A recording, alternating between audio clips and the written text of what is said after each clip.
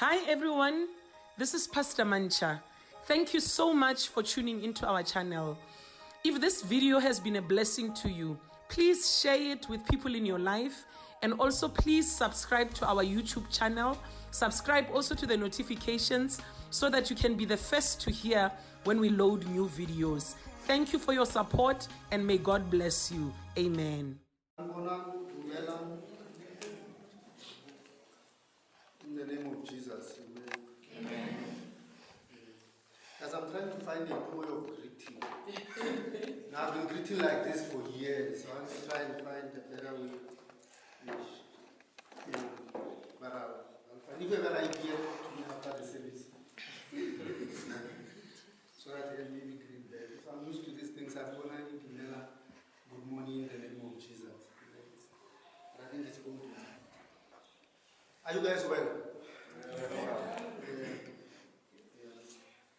To those who are visiting this church for the first time, welcome.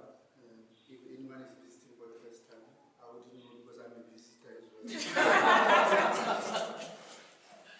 Maybe not long, but I've been here before a long time ago. I told you. You probably remember, and I'm thinking you are visiting. But yeah, it's good to be back here. Talking about the kingdom of God. I hope you are not going to say I should stand just here. No, it's okay. Because I struggle to stand still. Yeah, so so by the way, my name is Hlohlo. I can see a few faces who may not know my name. My name is Hlohlo. They call me Hlohlo because I think it's just easy to remember than Hlohlo. So we've been chatting about the kingdom for the past couple of weeks, and talking about the kingdom of God for a simple reason, that in all honesty we need to have a better understanding of the kingdom that we claim to belong to, because it's in our best interests that we understand what we mean by pursuing, seeking, and going after the kingdom. So this is what we actually mean. When we say we pursuing the kingdom, this is what we are pursuing. If we are seeking the kingdom, this is what we are seeking. So that we know. Then we divided it into a couple of small little chunks so that we can deal with it better. So we started talking about kingdom inheritance, what is our rights as it relates to the kingdom. I mean, as part of the scripture reading, as part of the Holy Communion, Zoret, a scripture that says for a will to be effective, somebody has to die first. And because of that death, there are certain things that we have inherited that we must know about, so that nobody can lie to us and tell us that we have those things because of them. But so that we ourselves know that we have those things because it's our inheritance. We don't have them because of anyone. Because we could be part of many environments where people claim you have things because of them. But you have them because it's actually your inheritance. They belong to you. Nobody has done anything for you to have them. And you don't need to go through anyone to have them. They are yours because God wanted it to be that way. So we dealt a bit with kingdom inheritance. Then we talked about kingdom relations. Just investigating the value of relationships in our walk with Christ. One, the value of relationships in pursuit of our purpose. To say, as we pursue what God wants us to become, what is the value of relationships? And we dealt a bit with what comes first. Is it relationships or purpose? But I think we ended up agreeing that purpose comes first. And therefore, every relationship you have in your life must be in support of you as you pursue your purpose. So as in, no relationship should take precedence over that which God has destined for you. So all relationships must support us in becoming what God wants us to become. And I mean, because when we talk about relationships, it's impossible not to then talk about love, because love then becomes the basis of how we relate and the basis of why we relate. That we need to learn to love each other and therefore learn to forgive each other, because the other side of love is forgiveness. Because the people we live with are fallible, just like we are. They are fallible, and therefore we need to learn to forgive them.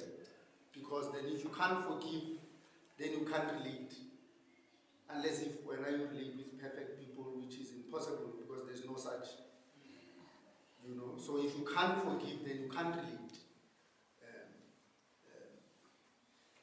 Because even, there's no perfect human being, guys. Even angels were not perfect. The devil was kicked out of heaven as an angel. He sinned as an angel. He did not sin after he was kicked out. He was kicked out because he sinned as an angel. So even angels are not perfect. So if you're looking for a perfect human being, good luck. You'll come back and tell me you still haven't found any. So then we said because of that love, then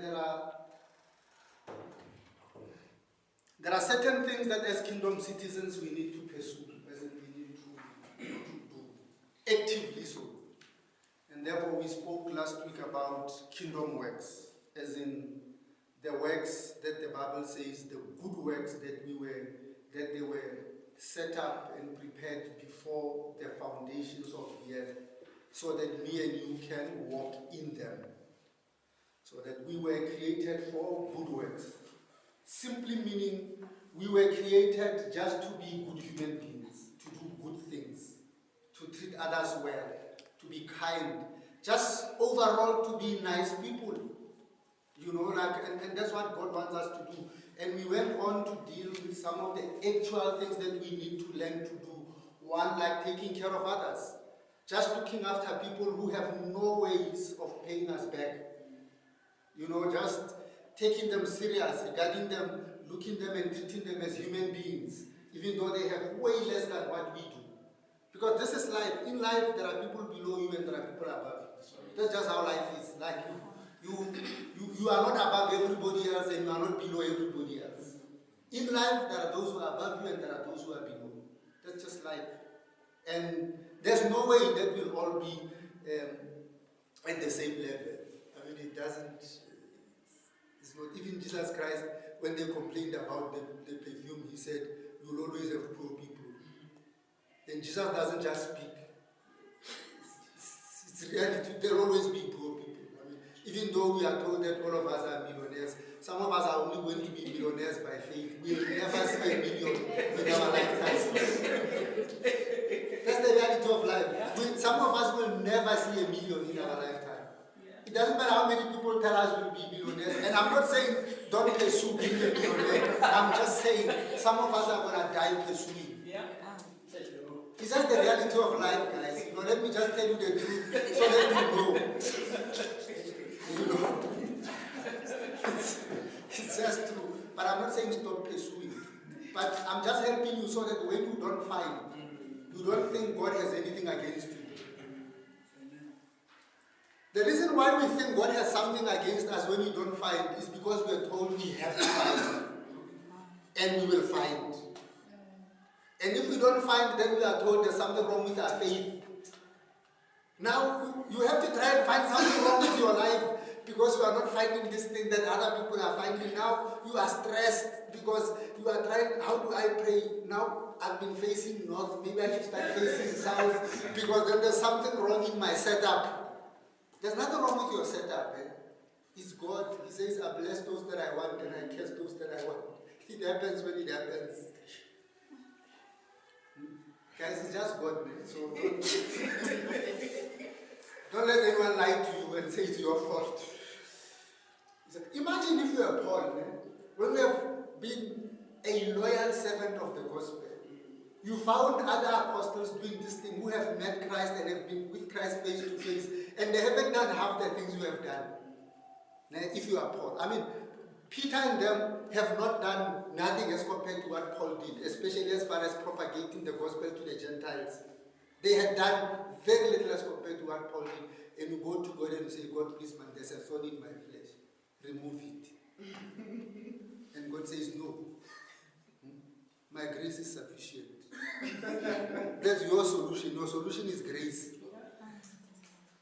It's not the thing disappearing. Your solution in this case is grace. So,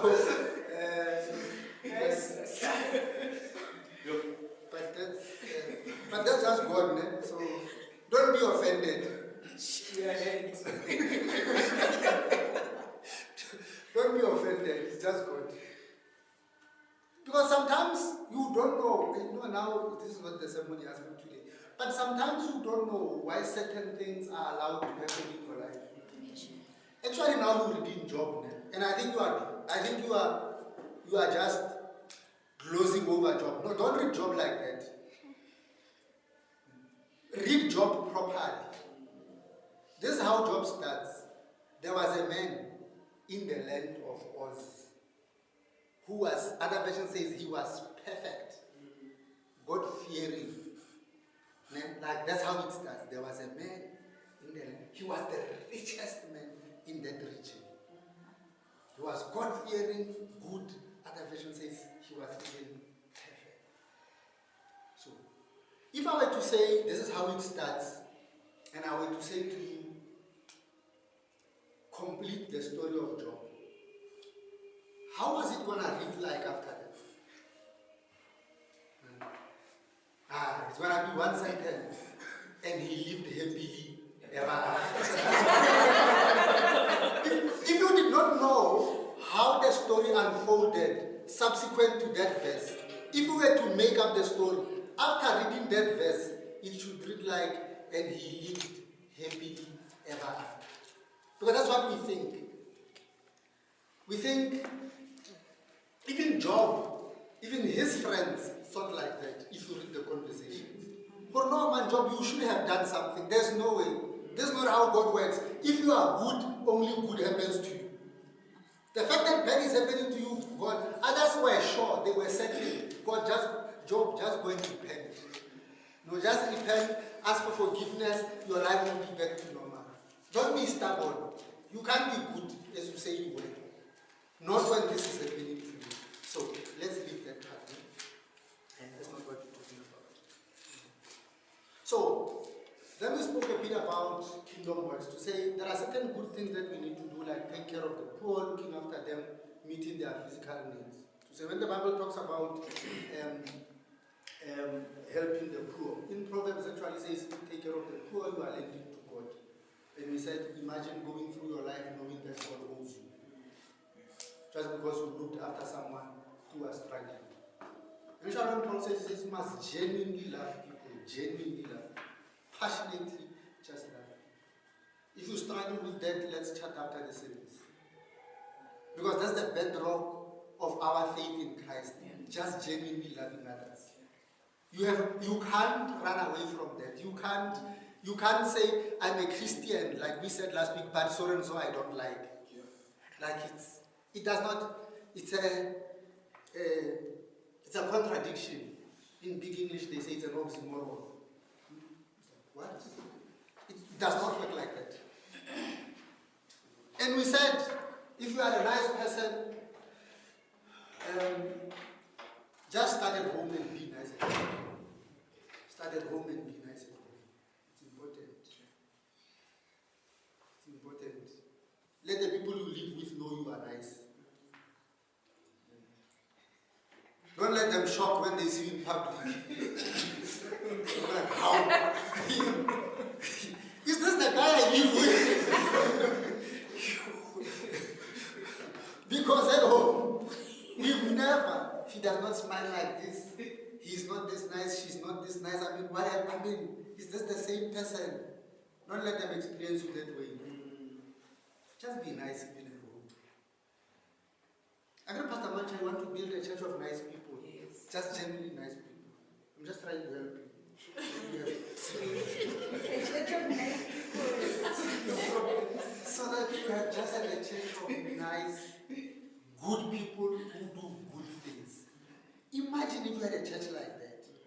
In the book of Acts chapter 2, The Bible says the church was like that, and what happened was mind-blowing. God just kept adding to them those who were being born again. Because even God wants other people to experience the niceness in the environment. So people just kept streaming in because they just thought, I want to experience what that group of people is experiencing. So people just kept coming. Yeah, so let's not talk about it. This is a different one. Being kind and nice is not weak. Don't let anyone tell you that. Because especially at work, people who are kind and nice at work, especially leaders, are regarded as weak. That's not true. It's a lie from hell. Actually, kind and nice people are the strongest. Just think about it logically. People who are rude, obnoxious, terrible, horrible human beings are actually weak. So they have to go through life defending themselves. And they have to go through life putting up faces so that they appear strong. So they are rude, cruel, and they think that's a show of strength. They speak to people anyhow, they belittle others. That can't be strength, that's a weakness. People who are strong are kind, even under extreme circumstances, under extreme provocation, they remain kind, good, and firm. But you don't have to be horrible to be strong. So then we said, kingdom works is what all of us are expected to do as the Church of Jesus Christ. All of us have to do kingdom works. All of us have to be nice to people, have to evangelize to people, have to popularize Christ in the world, have to feed the poor, take care of widows. All of us have to do that because we don't want to be dead men walking. Because the Bible says if you don't do that, your faith is dead. Like it says that in James, faith without works is dead. So if you don't do that, then as a Christian you are dead. And you don't want to be a dead man walking. So kingdom works is what all of us do. And today we said that we'll chat about kingdom assignment. Kingdom assignment, as opposed to kingdom works, which is what all of us must do. Kingdom assignment is what you must do as an individual. And we are going to read.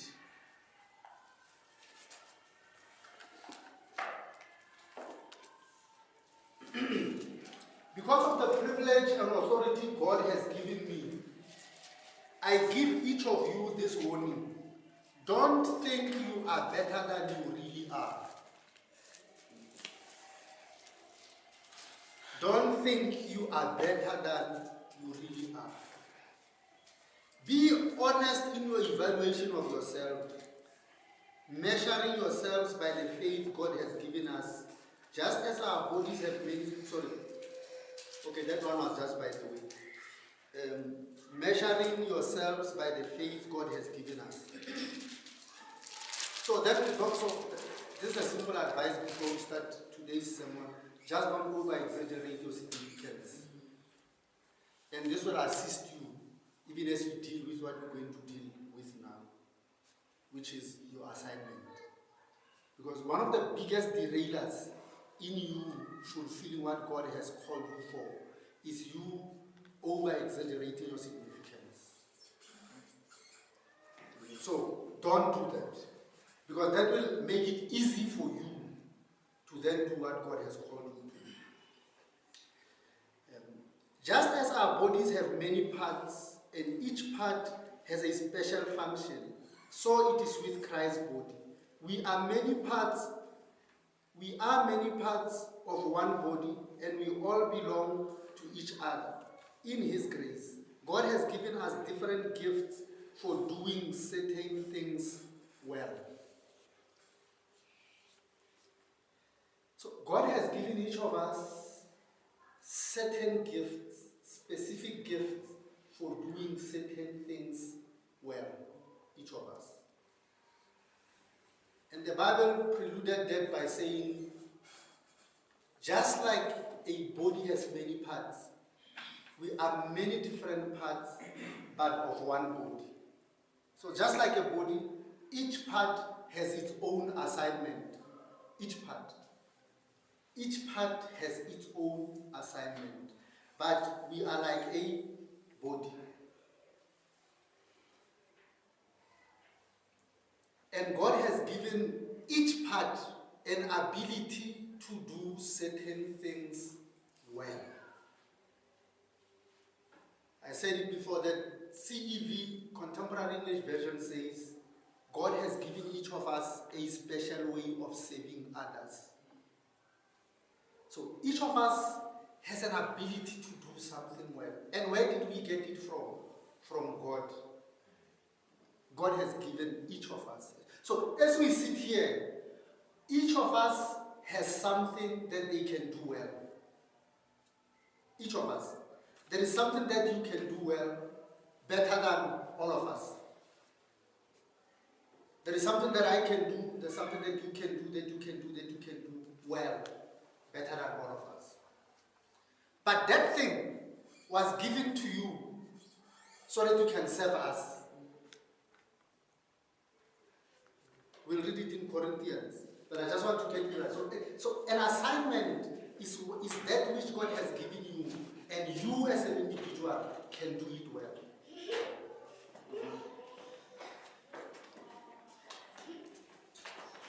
Guys, why did you come here?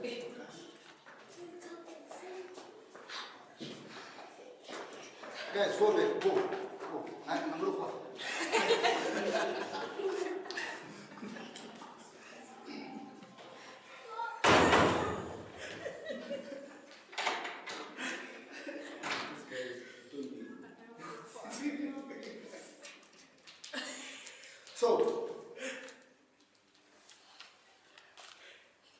So there are specific things that you do well, but one thing that you need to know is that that thing comes from God. It does not come from you, né? It comes from God. So just understand it clearly. It comes from God. There's no role that we played to be able to. I'll tell you what your role is as far as that is concerned. But at this point in time, just think about it that you played no role in doing this thing well. You did not choose it. You came with it. And you probably don't know how and why. Like Jeremiah. When God speaks to Jeremiah, he says, before you were formed in your mother's womb, I knew you. And I appointed you a prophet to the nations. Before you were formed, I knew you, and I appointed you. I can imagine Jeremiah sitting there saying, hey, you know, I would have preferred something else. But in any case, if that's what you want to do, that's what you want me to do, then I will do.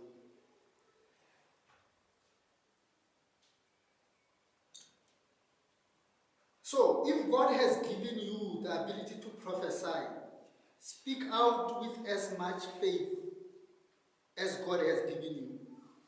If your gift is serving others, serve them well. If you are a teacher, teach well. If your gift is to encourage others, be encouraging. If it is giving, give generously. If God has given you leadership ability, take the responsibility seriously. And if you have a gift for showing kindness to others, do it gladly. Don't just pretend to love others. Really love them. Hate what is wrong. Hold tightly to what is true. Love each other with genuine affection and take the delight in honoring each other. Never be lazy, but work hard and serve the Lord enthusiastically. So now that God has given you something that you do well, the Bible says, don't be lazy. Serve God enthusiastically with what He has given you. Don't be lazy.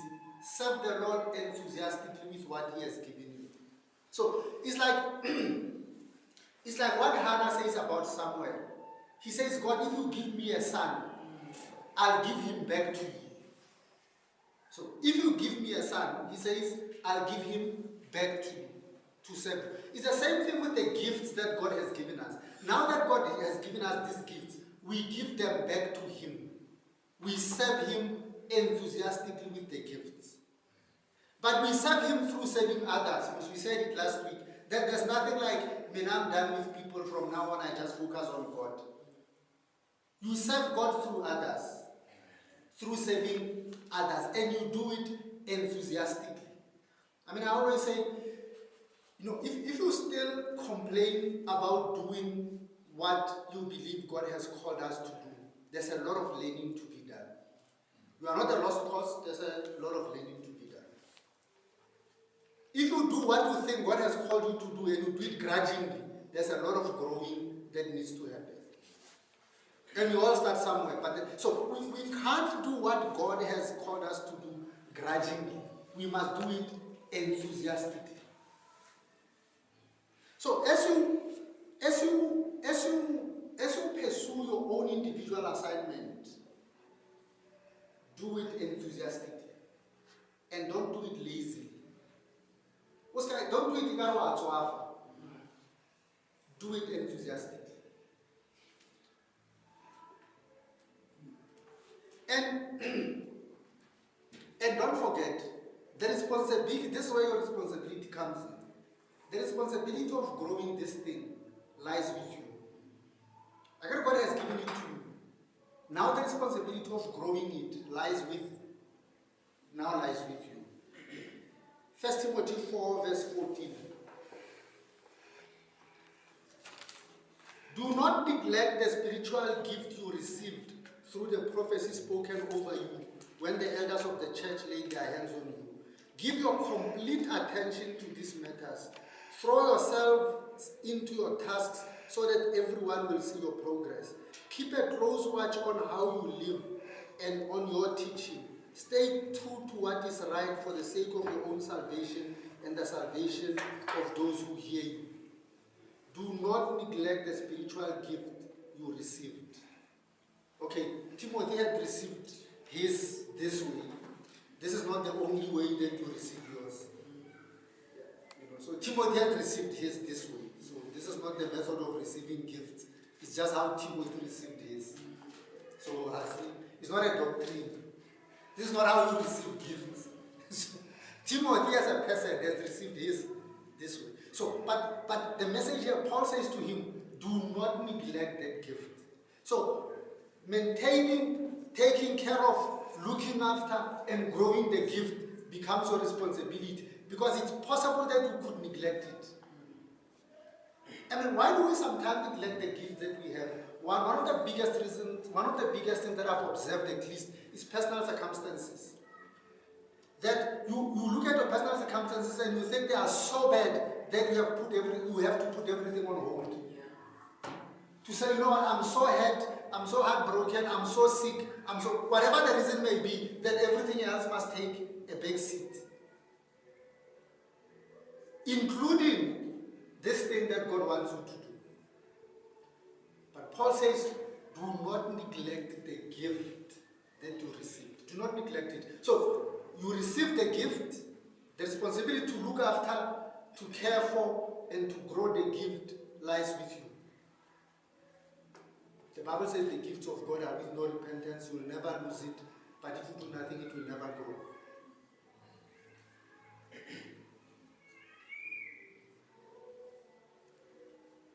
This is what they say. It's not a verse. But I agree with you that how much you are anointed is the responsibility of God. But how much you know, it's your responsibility. And this is what the Bible says. The Bible says, my people perish because of lack of knowledge. Not lack of anointing. There's enough anointing to go by. Don't worry about anointing. That one is enough. There's a lot of it for everyone, everywhere. That's why the Bible does not say, my people perish because of lack of anointing. Because there's enough of it. My people perish because they know very little about the stuff I've called them to do. Very little. People perish because of lack of knowledge. So how much you know about your craft, how much you know about what God has called you to, it's your responsibility. But the anointing is there for everyone. Your responsibility is to know about that thing that God has called you to do and to grow it. So commit to your task, like Paul says to people. Commit to your task. Commit to your task. Perfect it. Do it. Do it. Do it well, then do it excellently well. Do it. Commit to your task.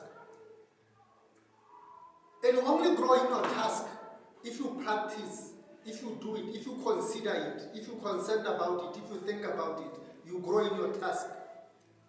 Short-sighted when we look at what God has given us.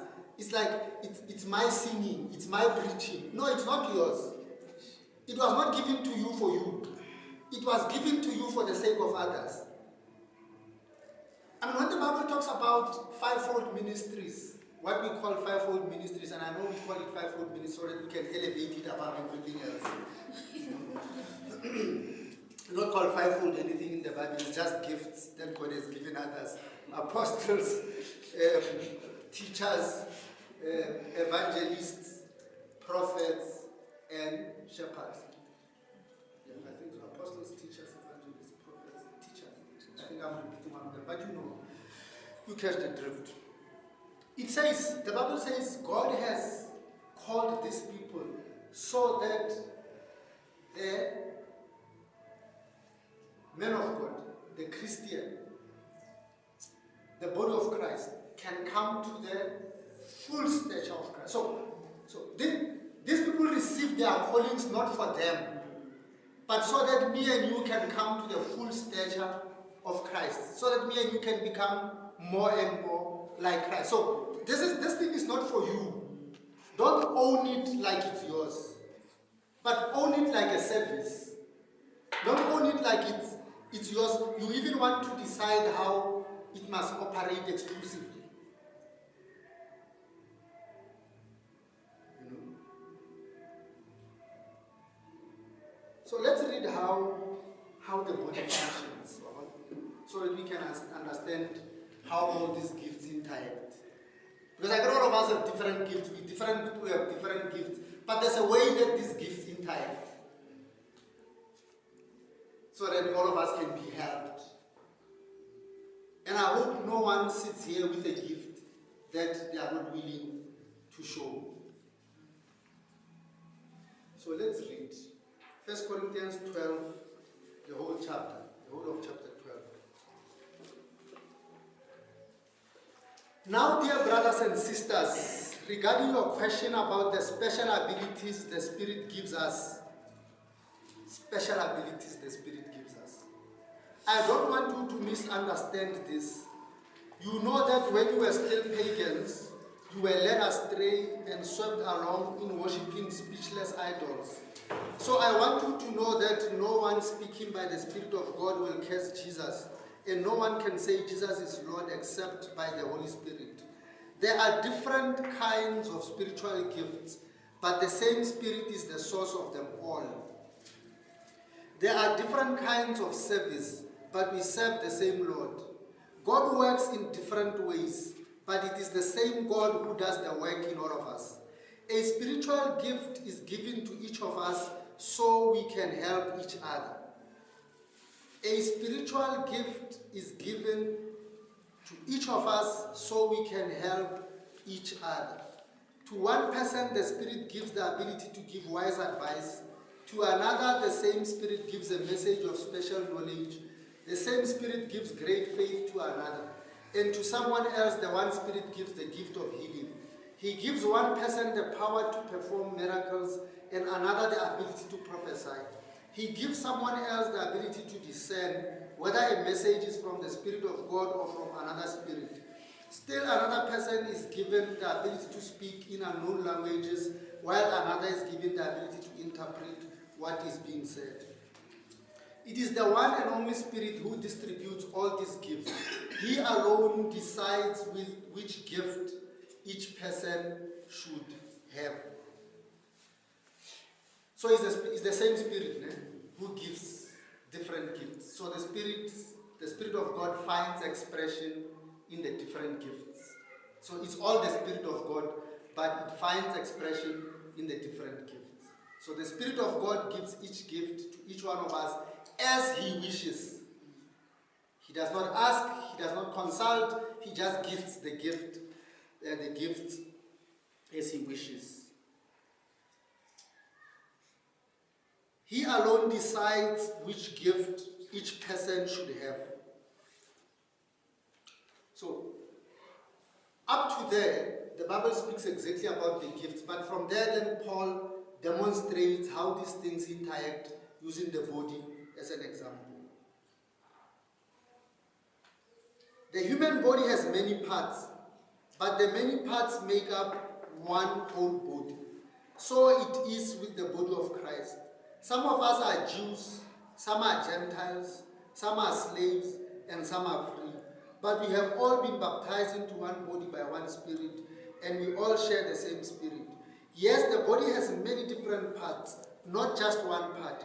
If the foot says, I am not a part of the body because I am not a hand, that does not make it any less a part of the body. And if the ear says, I am not part of the body because I am not an eye, would that make it any less part of the body? If the whole body were an eye, how would you hear? Or if your whole body were an ear, how would you smell anything? But our bodies have many parts, and God has put each part just where He wants it. How strange a body would be if it had only one part. Yes, there are many parts, but only one body. The eye can never say to the hand, I don't need you.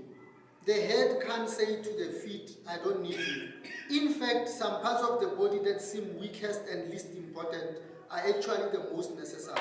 And the parts we regard as less honorable are those we clothe with the greatest care. So we carefully protect those parts that should not be seen, while the more honorable parts do not require this special care.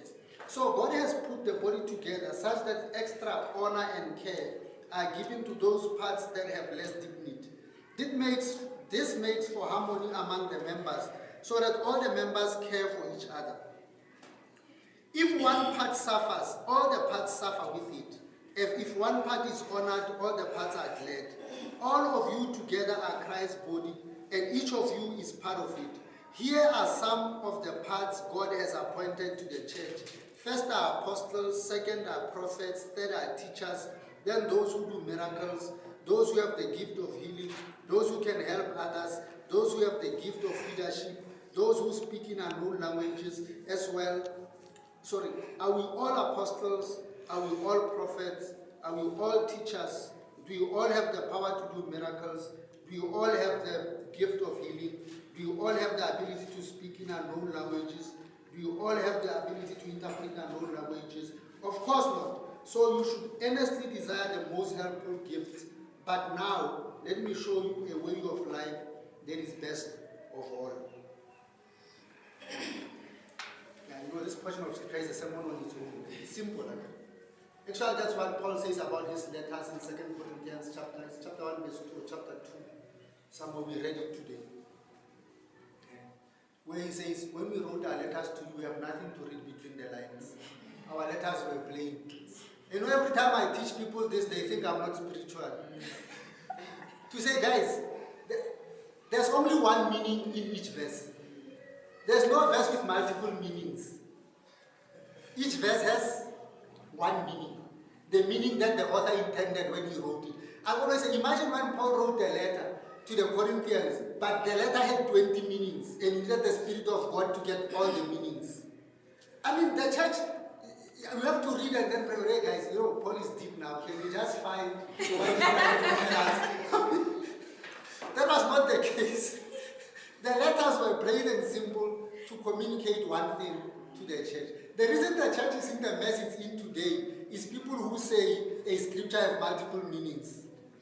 That's why the church is in a mess it's in today. Because people use scriptures to justify their own biases, their own opinions, and they want to say, this is progressive revelation. This is revelation that has messed up the church in a big way. There's enough lessons in the Bible without bringing in things that are not there. Everything you need is in the Word, without trying to interpret it to now bring in foreign things to the Word of God. They are not there, they are not there. Just accept that, guys, I was trying this thing, hey, I realized it's not there, I'm sorry. Don't try and make a scripture say what you want it to say. By saying, today I read this scripture and I saw a different meaning. A different meaning. Guys, yeah. One day you will thank me. Yes? Yeah.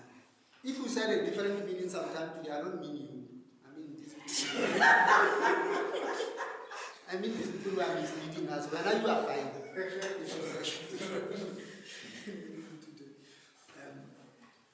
So Paul draws a comparison between a physical body and the body of Christ. To say, guys, not all of us are an eye. Meaning not all of us are you. And that's how you must relate with us. Not all of us are you. We can't all be you. And actually, given your imperfections, if all of us were you, we would be in a mess. Just think about it, if all of us were you, we would be in a mess. The reason that we have you and somebody else is so that there's interaction and collaboration and we can help each other because our gifts are different. The Bible says just think about it if the whole body was an eye. Or the whole body was an ear. I mean, I could be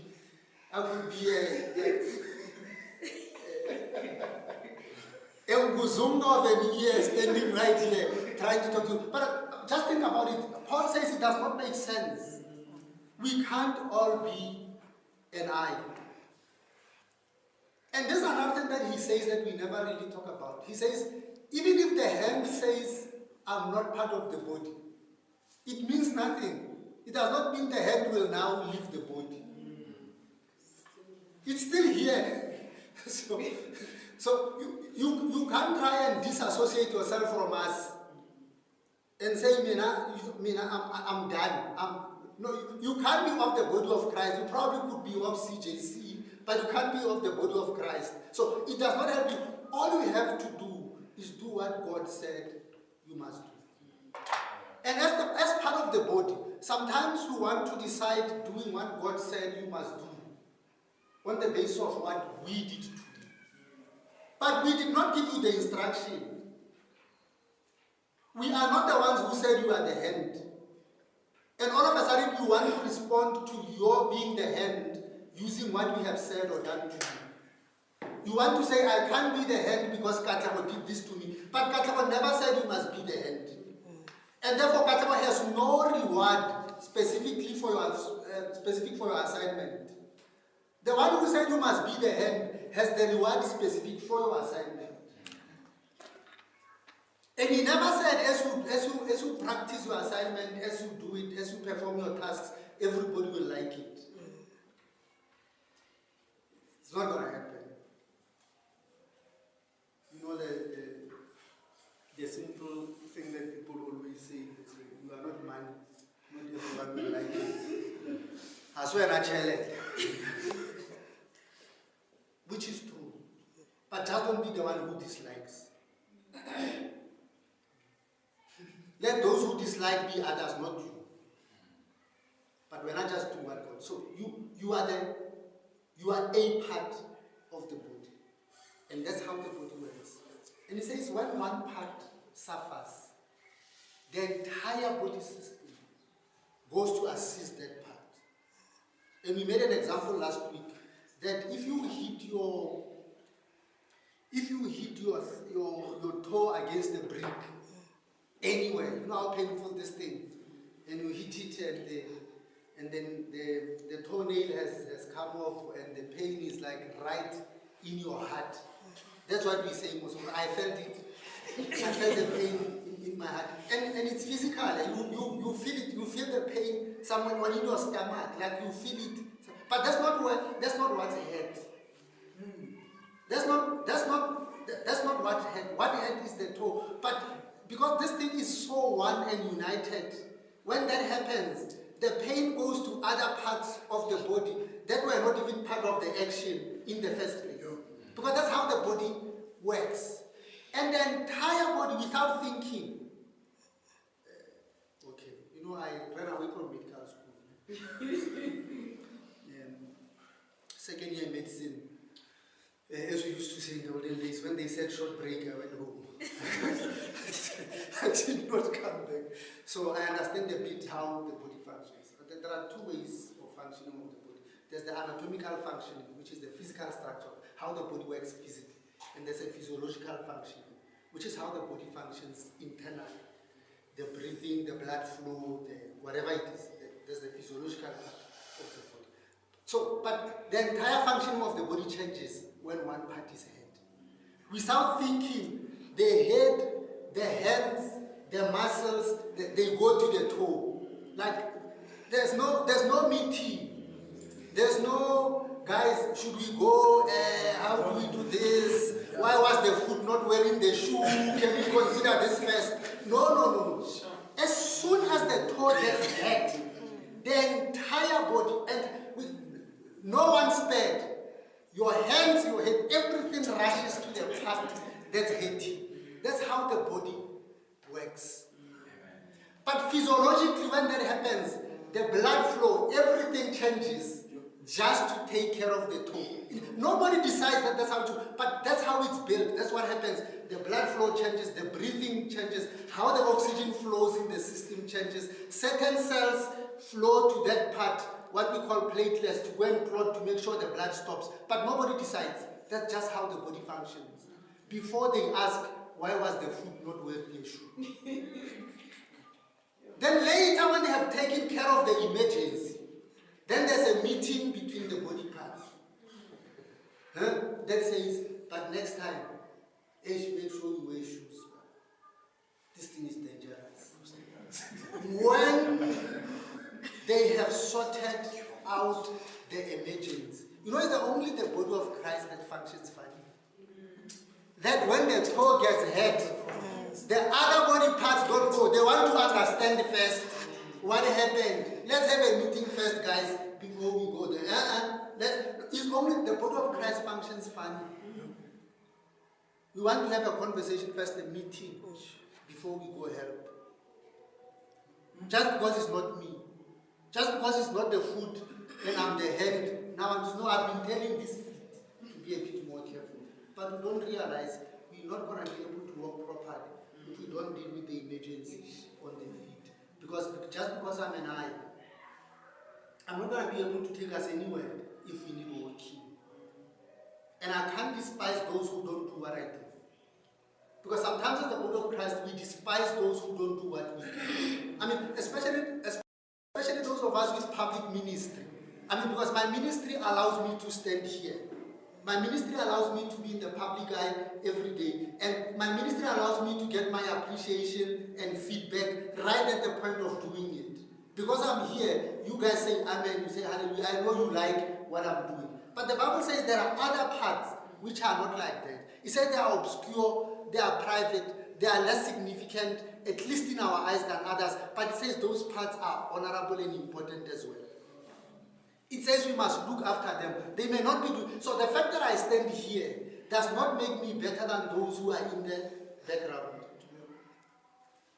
Does not make me better than them. I'm not better, I'm just different. I do something different than what you do. And what I do allows me to stand here. And the reason why everybody wants to end up here is because we said these are better kind of gifts. Now everybody wants to stand here. Because so these are better. And therefore we despise those body parts like Paul says, which are not as public as others. Just that this is a church, we can't mention some of those parts because if they were to stop working, they'd be a disaster. We can't mention them, it's a church service. If they were to stop functioning, there will be disaster in your body system. But they are not the ones with the hairstyle. They are not the ones with the eyelashes. They are not the ones with the earrings. They are not the ones give you the look that people say you look nice. But if they were to stop functioning, people say something is wrong with you. But they are not here. You can't see them, but they are equally important, guys. You may not be able to see them. They are equally important. That's how the body of Christ should work. We can't just give all the respect and honor to those who stand here as if their gifts are better. Their gifts are not better, they are just different. They do something that others don't do. But even those who are not standing here, like me, they are equally important. But the reason we do that is because those of us who stand here said our gifts were the most important. Those of us who stand here, we said our gifts are the end all and be all of ministry. Nothing beats this. We have different chairs. Simple things like that. Different chairs. When other people are focusing in the church, we just have a different. And I always see this, but where does this come from? Because that is just a gift. And it had nothing to do with me. I can't claim it. I can't say, it's something that God just gave me. I have no idea why He chose me, but this is what He liked, and therefore this is it. But it's not better than any other gift. And as the body of Christ, we must understand that.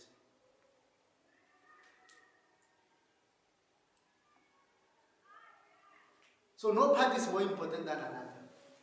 That's how the body works. Just think if there was an argument, because I'm the leg, I'm the one who takes you there, I'm important. Then the head will say, If I was not here, you would not even know where you're going. And the eyes would say, I hate it, it's not you, it's me. You are here, you are able to do this because of me. Imagine, it's a useless argument. Let's just go, man. Let's everybody do what they're supposed to be doing, and let's go. No one is more important, no one is less important. We are all parts of the same body. Just take your assignment serious enough to contribute to what we're doing. Because it is important for what we're doing. Just take it serious enough to contribute to what is being done. It's not less important because you are not the pastor or the musician. Because I know the church is only obsessed about two things: musicians and pastors. The rest do not matter. The church is just two things. Okay, pastors now out of fashion, prophets and apostles. But we can't do I know. But dinosaur era. What happened in history? When you still call yourself pastor, anything, we've moved on. We've moved on. Bishops, prophets, apostles, we've moved on. And when the more we give you, the bigger we think the title is, the bigger your chair.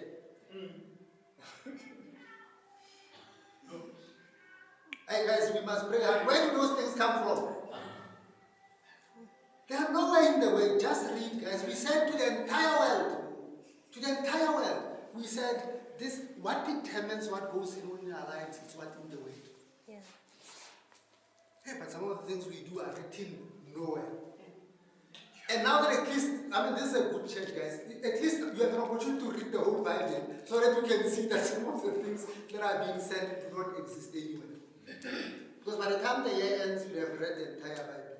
Then you must go and ask them, guys, why are we doing this? Because I did not see it anywhere. Then that's why we'll tell you it's progressive revelation.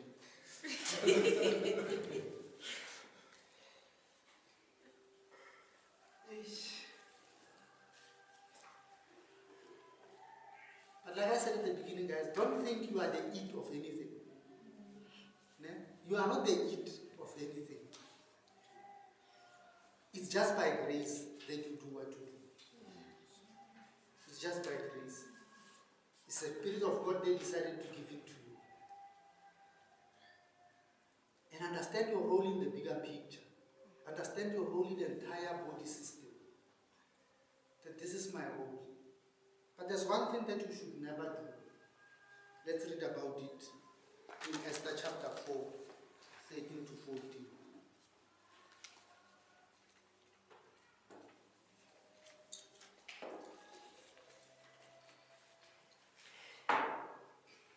Esther 4, 13 to 14. Mordecai sent this reply to Esther. Don't think for a moment that because you are in the palace, you will escape when other Jews are killed. If you keep quiet at a time like this, deliverance and relief for the Jews will arise from some other place. But you and your relatives will die. Who knows if perhaps you were made queen for just such a time as this. So this is what we sometimes say to people who think they are gifted when we beg them to serve. Oh, if you don't do this, no one will. And without you, we are desperate, we are helpless, we beg you, we depend on you. And we lie. Because God is never desperate. Don't ever think God is desperate because you can do something. Don't sit at home worrying, I'm not going. I want to see what they will do. As they see on Peter, I want to see something. I'm not going, I want to see something. You know, so don't, like Mordecai says to Esther, Mordecai is advising Esther very well. For as much as this is what God wants you to do, don't think you are the only one who can do it. I know previously we've writing, we said, if you are an evangelist and you are not preaching, there are people who are going to go to hell because of you.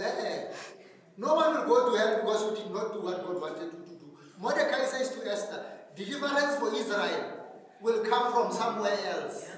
But don't think you will survive who did not do what you were told to do. So the disadvantage is with you, not with those who were to receive your service. Those who were to receive your service, because this thing depends on God. God will get it from somewhere else. But you don't think you will survive. So no one is going to go to hell because you did not preach. Believe me.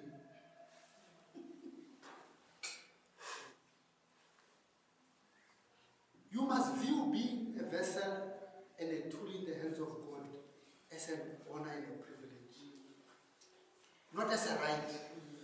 Like, just view the fact that I'm a vessel and a tool in the hands of God. I just feel honored and privileged. And that's why Paul said, then you must do this thing enthusiastically. Don't do it lazy. Don't lazy through life doing this thing. Just do it with passion, because it's such an honor and a privilege to be a tool in the hands of God. But like Esther,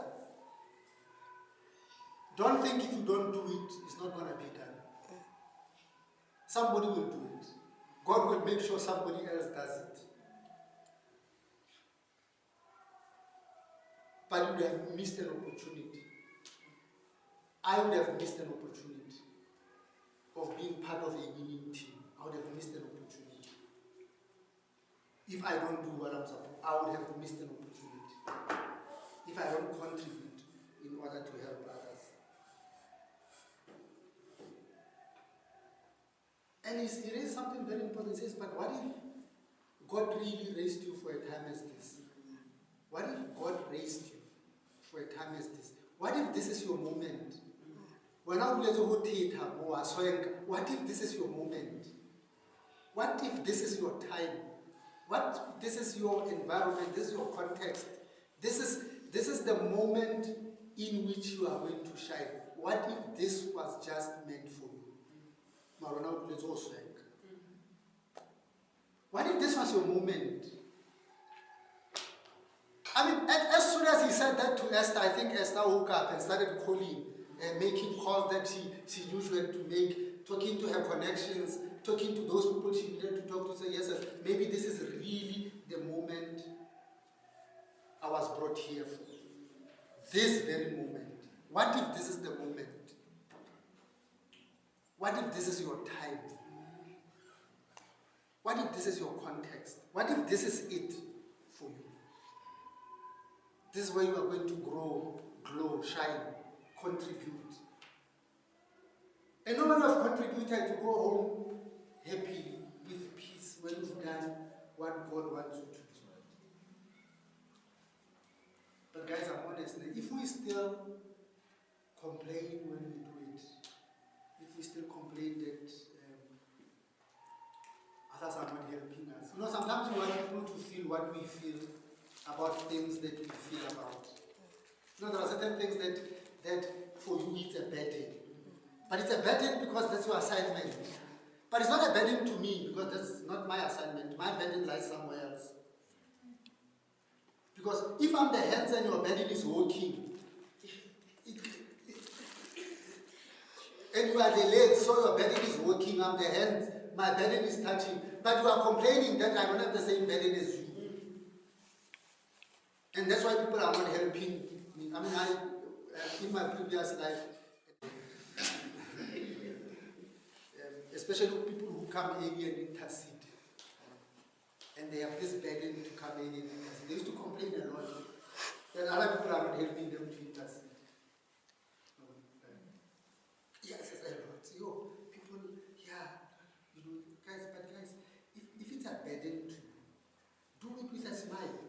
Come early, even if it's just one of you. Come early, do it, and let others carry the burdens they carry about other things that you don't carry. Because there are certain things which are not a burden to you. But the fact that your burden is intercession, now you think everybody's burden should be intercession. Because your burden is music, you think everybody's burden should be music. It doesn't work like that. Everybody has their own burdens. Because we are a body, there's a point where we interact, but we all have different assignments. Different assignments. And our mission is to pursue that assignment. Pursue it with passion and enthusiastically. Don't do it lazy. If you don't know what it is, next week, which is why I was asking for next week, we'll chat about how then do you know what that thing is. Because other people always could know, but I don't know. And how do I find out? Because I have no clue what that special ability for me is. How do you know your own special ability? And we'll look at some of the ones that are listed individually. I mean, there are things like leadership, administration. I mean, there are things that we normally gloss over because we want to focus on the apostle. And the rest we gloss over. And we want to focus on the one that sound a bit more spiritual, like speaking in tongues. And we gloss over leadership and administration and serving. And because they are demos, both in Romans 12 and in 1 Corinthians chapter 12. Read them during the week. We'll chat a bit on how you find that out in the next week. But let's read our last scripture, then I'm done. 1 Corinthians 15:58.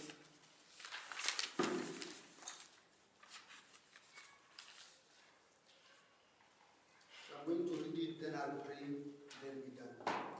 So, my dear brothers and sisters, 1 Corinthians 15, verse 58.